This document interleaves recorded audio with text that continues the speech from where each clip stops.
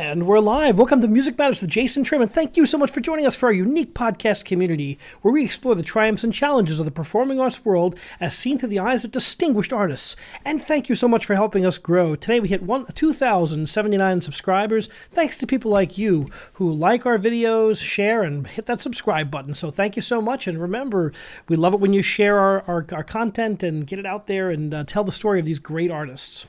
We have a wonderful guest today.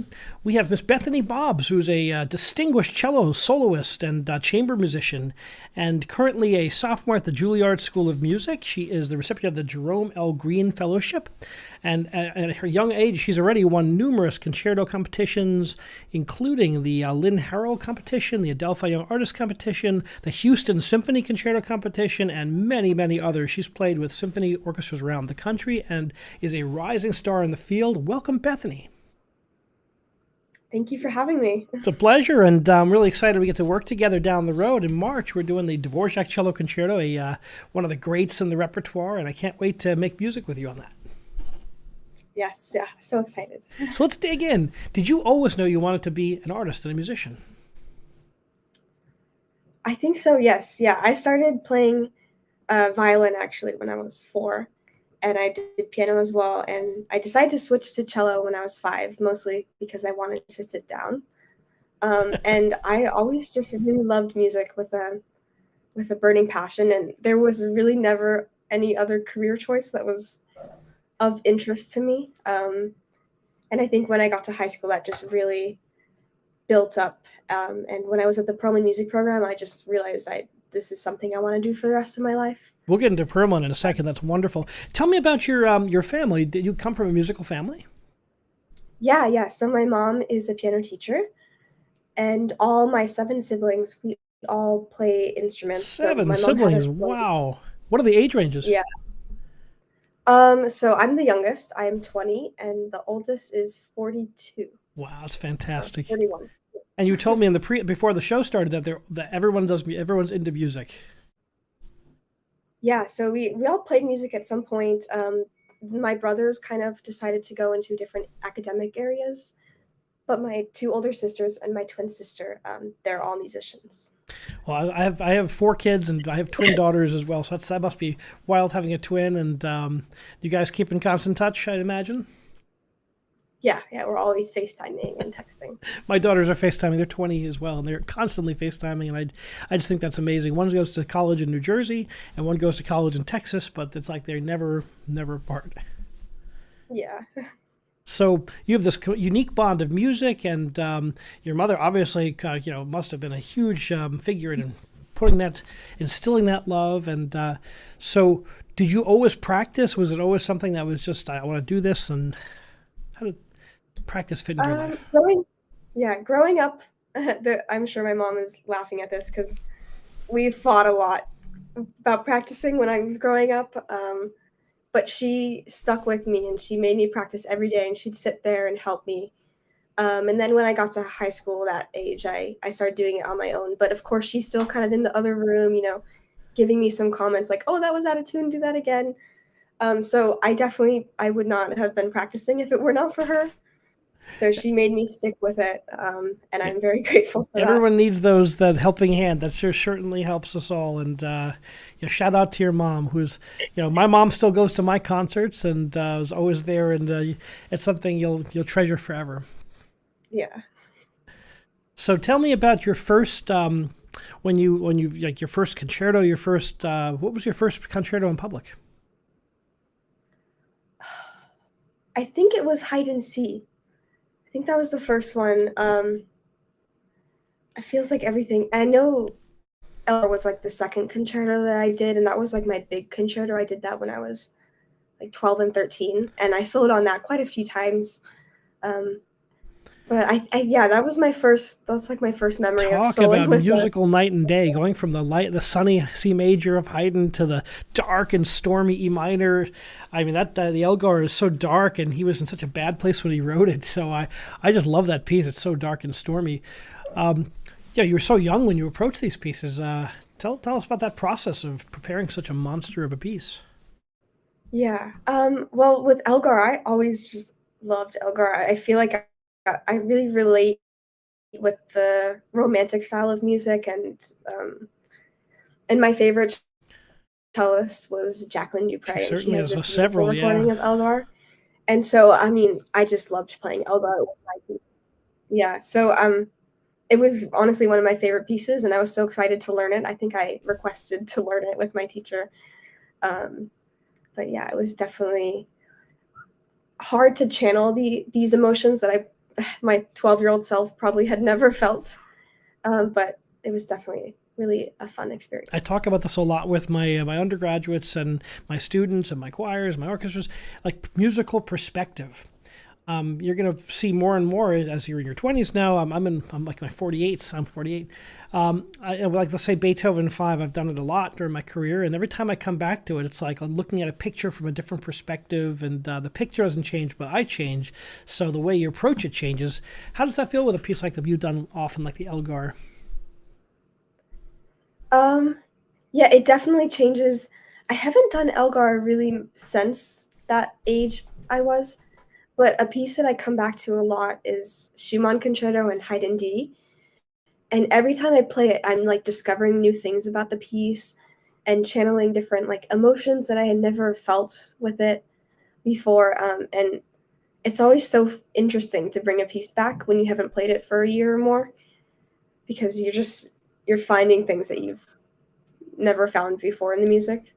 I think that's a journey. It's a really exciting journey as a musician. I tell my students that music is not a sprint; it's a marathon, and it goes on and on and on. You're constantly learning and go exploring new avenues. And when you come back to a piece, it's really it's incredibly rewarding. I open up like I do a lot of opera. I open up my opera scores and like I just did my 35th performance of La Traviata, and I think back, oh, who was the cast in the first one? And I dig back in my records and I'm like, oh, that was that soprano who. And I just find that incredibly rewarding as a musician. You have a lifetime of experience as you go on. It's exciting to think about that. 20 years we'll have this conversation. Yeah. I've heard Yo-Yo Ma speak about this, and I'm always interested to hear his take on this as a guy who's been around for so long, doing so many great things, and to think back in his youth, and pretty fascinating. Yeah. You mentioned Jacqueline Dupre. Who are some of your other idols in the field? Um, Honestly, there's this cellist that I discovered a few years ago, and he is my favorite cellist in the entire world. His name is Jian Wang. And he has just some of the most beautiful recordings I've ever heard. Um, I think I first discovered him listening to his Chopin sonata, and he just creates this sound that is just so mesmerizing. And when he's playing these like slow, heartbreaking pieces, he gets me every time. But yeah, that he and Jacqueline Dupre are definitely my favorites by far. What about Jacqueline's playing grabs you? She's so passionate, and it's such a compelling story when you read about her life and how her career was cut short. But what an incredible artist! What about her playing grabs you?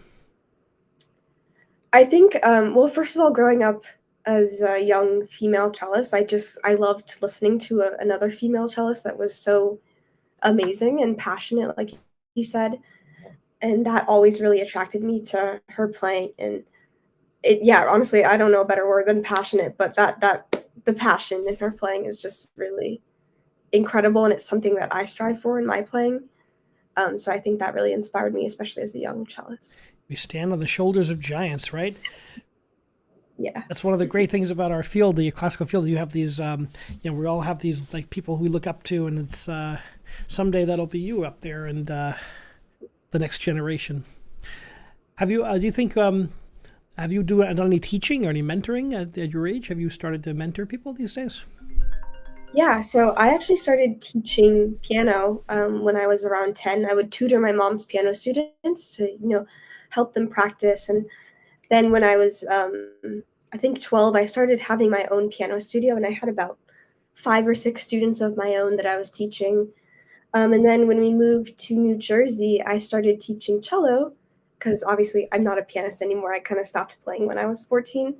So I wanted to teach cello because I feel like teaching teaches not only children, but yourself as a musician.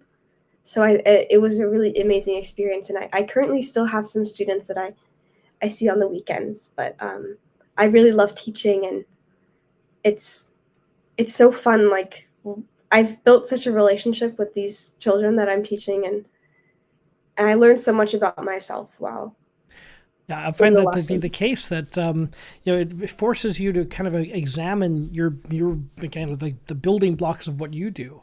Like when I teach conducting, I'm like, why do I prep that way, or why do I always have to re-examine the way I do things, and I find that to be incredibly rewarding. And to watch someone else internalize a concept is really it's nothing like it. The light bulb goes off. You're like, boy, that's exciting. Yeah. So tell me about some of your teachers you're working with now. What's it like, the environment, and who you're working with, and one of the top places in the world to study music. What's it like being in that environment? It's very inspiring being by so many like-minded musicians that are just so driven. And so I currently study with two teachers. I'm with Astrid Schween and Joel Krosnick, and I've studied with Astrid for about 4 years now, and I met her when I was 10 at Interlochen Summer Festival. And she is just so nurturing towards me, and we've built a really strong bond. And she just cares so deeply about her students, and she's willing to do like everything to make sure you're getting what you need. And so I'm just so inspired by that. And then I started studying with Joel when I entered Juilliard College, and it's been so fun, like building a relationship together, because I obviously I didn't know him before I came here as a student for college, and so it's fun to build that kind of relationship with someone new. That is exciting, and it must be interesting having two points of view, two masters' points of view, and Yeah, having both of those inputs into your playing. That must be pretty fascinating. yeah, yeah. It's definitely exhilarating, and going to my lessons is such a learning experience. I feel with Joel, he knows so much about the repertoire and the history behind it, and it's so fascinating to learn so much about what the story behind the music that I'm playing. Because we are all storytellers in the end, right? It's of course we execute you execute your pieces and you play with it, but knowing the historical background informs your performance in a way that that deepens and broadens your understanding, and your knowledge really is invaluable. Yeah, definitely. So, what do you have to say? I always hear. I'm always so inspired to talk to your generation and people who are upcoming in the music world. I hear people say, "Well, classical music is dead," and they've been saying that for 200 years. What do you have to say to people that think that classical music is on the decline? Well, I think change is a good thing, and so classical music is definitely changing. We're focusing a lot on new music and underrated and underrepresented composers. And I know people are saying that necessarily isn't like the classical way, or they want to focus on those European white male men from the 1800s.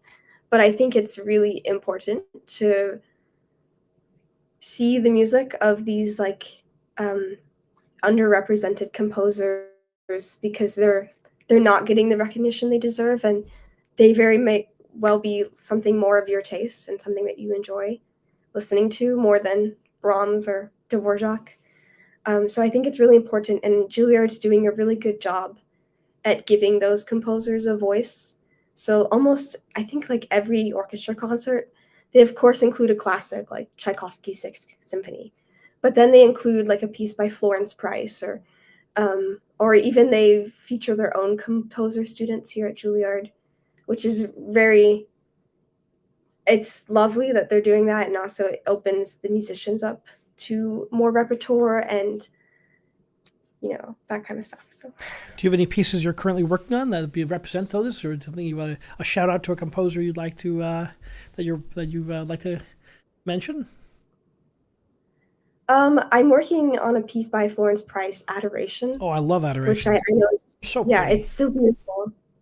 Um, so right now I'm not working on too much like contemporary music, but I perform a lot with the Jupiter Symphony Chamber Players, and they focus a lot on music from the periods of like Dvorak and Mozart and that kind of stuff. but they focus on music that like hasn't really been heard from that time. So a composer that I learned a lot from them is Hummel, which he doesn't usually get. No one really knows his name, but he was like Direct very contemporary of close Beethoven, with. Johann Nepomuk Hummel. Yep. Yeah, yeah, he definitely. And there's so many other composers that I learned just from playing with them, which was so exciting. And I'm I'm a part of this like community fellowship program here at Juilliard where we play at retirement homes. And my group focused on that kind of stuff. Like we play some Hummel, and there's another composer called Carl Reinecke that we play just that kind of music that it's from that same time period, but it's never been heard of. I always find when you explore deep into the genres like like that, like the Reinecke wrote some great organ pieces, and there's just great repertoire that it sheds more light on the composers that we do know because they would have heard these pieces around them, and there was there's definitely something there, and I'm always a big fan when I hear pieces I don't know. It's like surprising and new. Yeah, definitely. I think I'm like you. I'm always looking for the changes. People don't realize that classical music. Yes, the pieces may remain the same, but we always put ourselves into the art of yesterday. Right? There's always like a modern layer on top of that. So performance practices, when you listen to recordings, change with the times. The way vibrato is approached with singers, even vibrato with string players, things are not always the same. There's so much ingrained performance practice that changes over the 50 years, 100 years. When you go back to the beginning of recordings, there's so many different ways to do this music. It's like a game of telephone with the past. So I think that's something to think about. Is not always the same. We are always changing. Yeah. And I think the addition of classical music is so interesting because the term classical, of course, it means the period of 1750, 1825, but it's also this enormous genre. And what I love about the Western classical thing is that it takes a lot from new cultures can be brought in. So you look at the Asian cultures, your African culture. We're seeing such a pan-genre music, like we're having music from everywhere, different cultures, and I think that's really important in keeping classical music vital. Mm-hmm. Yeah. And I think Florence Price being rediscovered and performed constantly, I think that's great. I think there's a lot to explore with her music. Mm-hmm. Adoration and her symphonies. I know Chicago they were doing a whole run of her symphonies, and I'm like, these are fantastic pieces. Yeah, and her violin concerto is really amazing too. I think she has 2 string quartets. She wrote tons and tons of music, and the story I heard was, I think, her Symphony No. 3, that they found it in the trash. It was being thrown out, and someone took it, and I'm like, oh, this is, and I'm like, you think how close a lot of these pieces got to that, and boy, sometimes it's amazing how like fortune favors us in a way, like a piece like that gets saved. I like to tell the story of like Bach when he died, that the tradition was the old Kapellmeister left, the new Kapellmeister comes in, and they throw out all the music from the old Kapellmeister. So we lost half the cantatas because they were used to wrap fish and they were used to bury plants, and they were just tossed out. It's like, oh. Yeah. So, what are some other changes you see with music today? You're in this field, and like social media is has changed the world in so many ways. How do you think it's changed classical music? I think it gives musicians like a platform and kind of like self-publication in a way. I've definitely gotten some like gigs and things from my Instagram, which is always a nice thing. I think it helps a lot with access to like old recordings and information about, Jacqueline Dupre or those amazing musicians. And I feel like social media can be a good thing if it's used correctly. Yeah, there's certainly ways it can be used poorly, right? I mean, there's this like everyone compares themselves to everyone else, and in reality, it's not really. Social media usually is like a picture of what you want to put out there, right? But I think certainly it's a great way for like an artist like yourself who's got 3,355 followers on Instagram for people to keep in touch with what you're doing. Yes, It can yeah. be exhausting. We have a lot of on the podcast. We have pop, half classical, half contemporary music. So we have people who have like 50,000 followers, and like, a lot of them have like problems with people, just wanting to know what they eat for dinner, and like silly things like that. But I find, like, Yeah. for how important is it to have a social media presence for an artist who's your age and coming up? Yeah, I think it's important to get our voice out there and just like keep letting people know what we're doing and to not forget about us as musicians. So I don't post much on social media, but I try to, post recordings of that I just recorded once in a while and, let my following know that I'm still here, that I'm still available for concerts and whatnot. And Yep, concerts coming up, and it's always, people enjoy, like, that's it's, I always enjoy seeing what the artists are doing and where they're performing and making a debut, or yeah, that's who's an artist who you think, like, a big name artist today who's doing a great job with that? I mean, Ray Chen probably. I think he's doing a great job of keeping that social media presence, and he has an ongoing YouTube channel. There's another violist, David Aaron Carpenter, who I feel like is also doing a very good job at bringing in some like non-classical music lovers into music, and of course, two-set violin is really exposing classical music to the non-classical music crowd. Yeah, I've heard people say, "Do you know those of those guys?" I'm like, "I know of those guys. Yeah, they're certainly that's crossing the boundary." I think it's one of the things that's really going to be important for your generation is how to bring classical music to the mainstream in some way, because we need them. We need people to come to our concerts that we work so hard to prepare. How do we get people in the audience? And I always find, like, unlike in Europe where, like, they're exposed from a very young age, if you're in a so many cities have concerts that are almost free. It's like 50 cents to go to the theater, because it's state sponsored. America, it's more of a challenge, and we have to really work hard to get people in the audiences. But once they come and they are engaged and exposed, usually they come back, I find. Yes, yeah, definitely. So you mentioned that you play in the nursing homes. What's that like to give back like that, to to take your gifts that you've worked so hard for and share those with people who really need them? It's definitely fulfilling, and it's something that I've been doing since I was really young. My mom always had us playing in nursing homes just to like practice our repertoire, but also just to make someone's day. Because they don't get this kind of exposure too much in nursing homes and hospitals. And playing this year with my chamber group it was very special. And you talk to the residents after, and they tell you how much this means to you. And a lot of them will like tell you a story about how their wife was actually in the New York Phil or something like that. You never know. Um, yeah, you never know who's there. I know someone who is in the same fellowship as me, and they met like a very famous conductor. I can't remember his name, but you just never know who you're meeting, and you never know how important this is to that person listening. I was booked to do my opera company to bring some singers and do a concert at a very nice New Jersey retirement community, and all these elderly people came in, and in the end, one who offered it was a husband and wife who offered me my first professional contract when I was like 25 or something like that, and they came in and they were like, as a conductor, and they came in and they're like, "We remember." I literally almost fell out of my chair.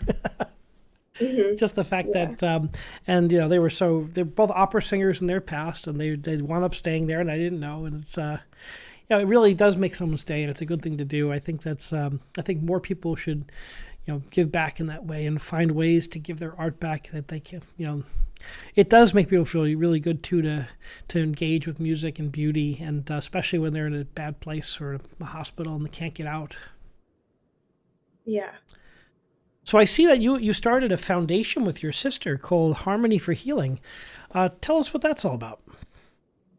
Yeah. So during the beginning of COVID in 2020, my sister and I were kind of distraught about the situation with musicians, like not having a way of getting income. And my two older sisters are working in symphonies, and they both teach individually. And so we decided to give ourselves something to do because during COVID, I know we were all kind of bored out of our minds in our homes. So we organized a 4 hour long concert, a benefit concert, to help raise money for musicians and artists in need. And so we gathered a bunch of our friends from across the world. I know we had people playing from France and Canada and Taiwan. They submitted their videos to us, and we created this long concert, and we were able to raise about $5,000.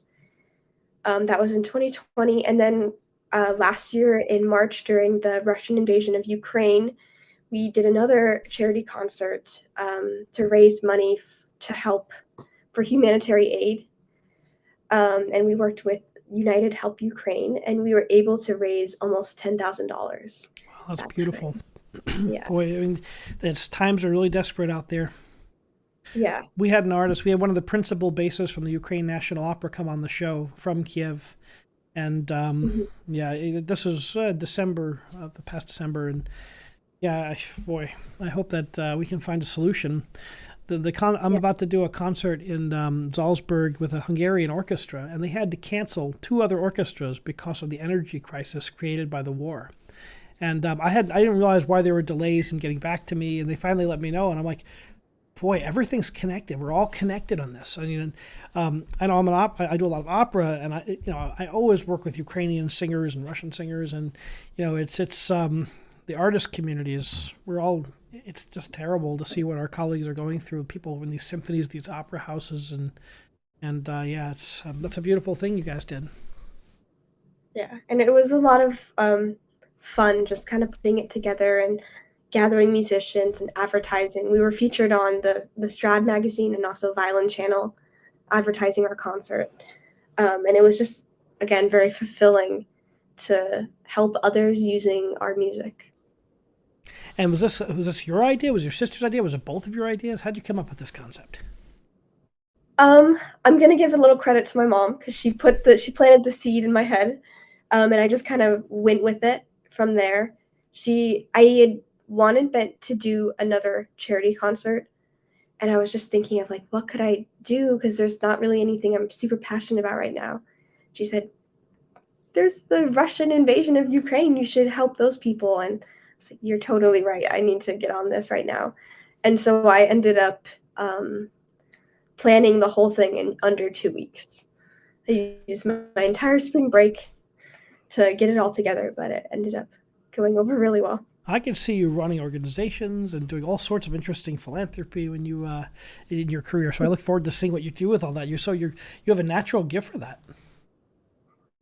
Yeah, I really enjoy that kind of organizing aspect of music. Well, that'll come in very handy as you advance in your career and go into this business and find there's so many ways that you can be creative and of course as a performer, but then also as someone who thinks musically and puts together projects. And there's always room for innovation in this business, right? Mm-hmm.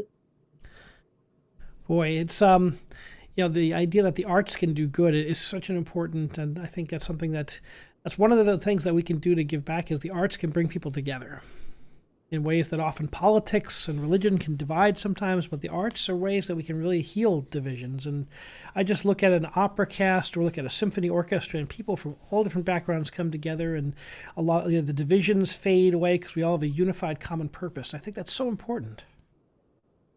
Yes, definitely. I always say to my students, I wish our Congress could form together an orchestra or a choir. I think that would help to heal some of the political divides. Anyway. So tell us, we're getting ready for this Dvorak concerto in March. So tell me about the Dvorak concerto. What's it like approaching this piece? And I've been buried in it and really enjoying the history of it. And from a cellist point of view, is it as hard as I think it is? Yes, it's definitely as hard as you think it is. It's got some scary technical passages, like I mentioned, and it's hard to not get so distracted by those, and to not focus on the music so much, because this is just such a heartbreakingly beautiful piece. I know the coda of the end of the third movement was actually not a part of the original piece. He wrote, I believe he wrote the piece in America, and then when he came back, he figured out that the woman he was in love with had passed away, and so he added this heartbreakingly breaking coda to the end of it, and it's just a really special touch. It really is. And yeah, that woman was Anna, and that was his sister-in-law. He taught her as a student when he was, he needed money as a young guy, and he told her he loved her, and then she didn't reciprocate, but they wound up becoming brother and sister-in-law, and the two couples were very close friends. So when he found out she was sick, yeah, that added an extra layer to this piece, and it just grabs you. Every time I hear that, I'm like, where'd that come from? Where'd that melody come from? Dvorak loves to do that, give you a kind of a, it's not in the traditional form of the symphonic concerto, but it's like, that's cool. Yeah, and my teacher Nigel were talking about the beginning of the first movement, how the orchestra has this, the piece is in B minor, and the orchestra starts off with this 3-minute B minor interlude, and the cello comes in, and all of a sudden I'm in B major. Like, what's going on? And so we figure out that the start of the piece really feels like a few, like a minute after I come in, because finally I'm in B minor. Yeah, I'm like, is this a symphony? Where's the cello? It does take like 4 minutes for the cello to come in this band. It's really an interesting touch, and it's so interesting orchestrally. I'm fascinated by the way Dvorak carefully crafted the orchestration, and it's so intertwined with the solo. Yeah. Yes, it's one of those pieces. I think people will check it out. I know the concerts are going to be on the March 18th in New York City and Manhattan at the Broadway Presbyterian Church on the Upper West Side, not far from the Manhattan School of Music. Also on the 19th, the day after, in New Jersey at the Fairlawn Community Center. This is the Adelphi Orchestra, and you were one of the winners of their concerto competition. Yes. Shout out to the Adelphi Orchestra and Sylvia Rubin Levin, who runs that orchestra. She's a dear friend and works hard to make these concerts happen, and shout out to her as well. So, yeah, it's what's it like to be a soloist with a concerto? Now, I always say I love great string players. They can play in orchestras, they can play in quartets, they can play in chamber music, they play in solo. What's it like to go back and forth in those different roles? I really enjoy trying a bunch of different ways of playing my music. I've always found that I really love performing, whether it be chamber music or solo. And I love chamber music just because I feel like I'm becoming one with my chamber musician partners, and it's so amazing to like create this group sound. But I've always had such a strong passion for soloing with orchestra and performing solo on stage. And I just kind of I get lost in the music and I forget that I'm even on stage in front of a few thousand people. Like it's just so exhilarating to be on stage and come off, and it's a really fun experience. That's fantastic, and thank you for sharing that. What's it like? Did you ever have nerve issues? Do you ever get nervous before you perform? And how do you deal with that? I don't really get nervous. It's kind of strange. I grew up doing a lot of competitions, and I feel like I used to have nerves, but I don't have them anymore. Become so accustomed to performing in front of people and being judged. So I really don't get stage fright or anything like that. Sometimes I'll just be like nervous, like, oh, like have a memory slip or something about that before I go on stage. But the second I'm on stage, like I forget everything. Like I'm just thinking about my music and singing my heart out with my instrument. I'm always fascinated with how singers deal with the energy and the adrenaline that comes right before you walk on the stage. I'm similar, as a conductor. I never got nervous in performance. Rehearsals I would get nervous for, because the first rehearsal is where you have to know everything. That's where that first rehearsal sets the tone for the rest of the run. So for me, it's always that first rehearsal, making sure that I'm 100% prepared before I get cracking. But the performance, like you get that rush of adrenaline, and I think that often makes a performer better. You find that? Mm-hmm. Yeah, the adrenaline really helps me with my performing.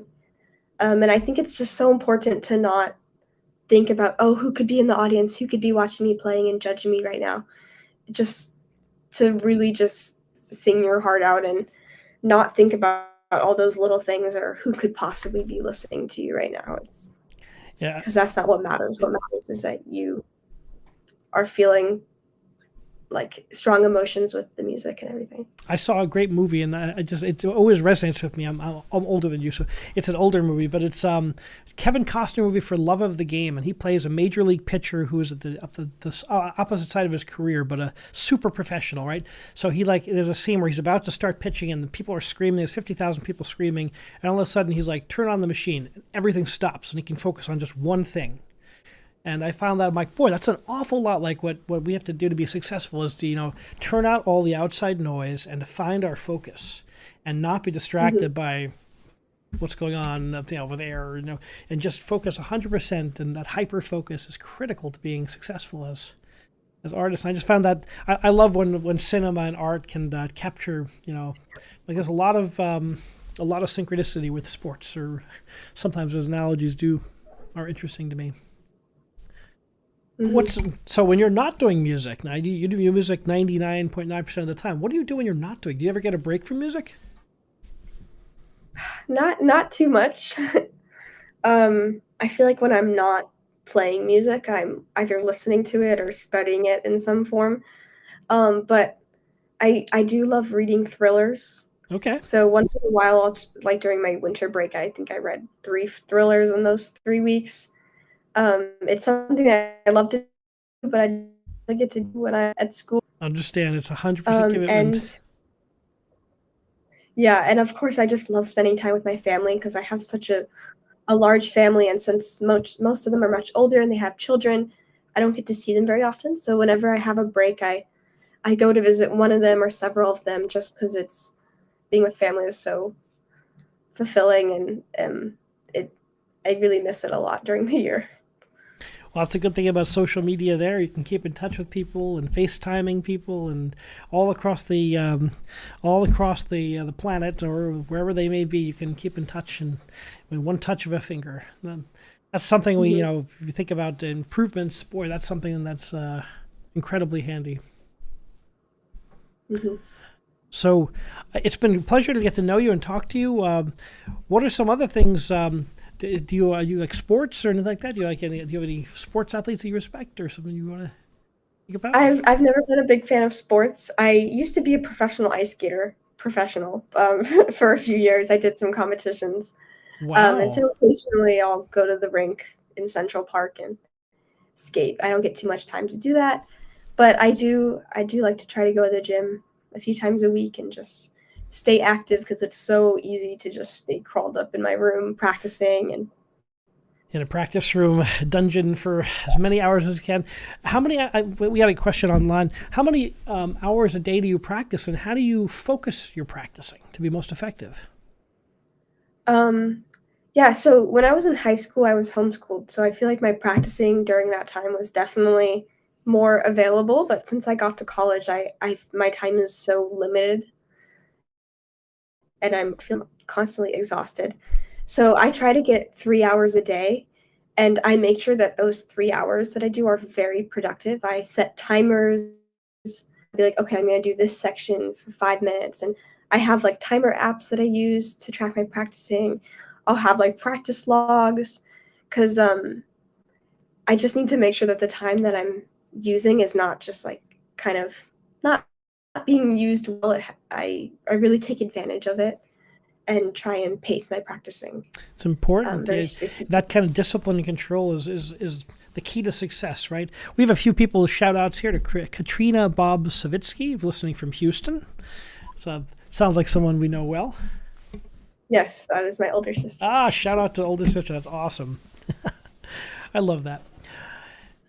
What do you have coming up next? Besides, we talked about the Dvorak, but what else do you have coming up? What's exciting on the docket that people can check out? Yeah, I'm doing some chamber stuff soon. There's a Juilliard Chamber Fest here at Juilliard during the spring break that I'm going to be like really delving into a piece with my colleagues, and we're going to be working on the Piazzolla Piano Trio. And I'm also premiering a piece from a student here at Juilliard. He wrote a piano trio. I guess I'm really working on piano trios lately.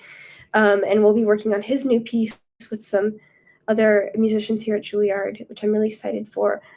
And I'm hoping to plan a solo recital here at Juilliard before the semester ends. I'm just looking for a date and a time, but hopefully that will happen sometime April or May.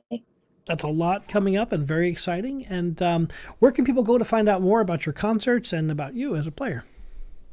Yeah, so I'll keep all my concerts posted on bethanybobscello.com.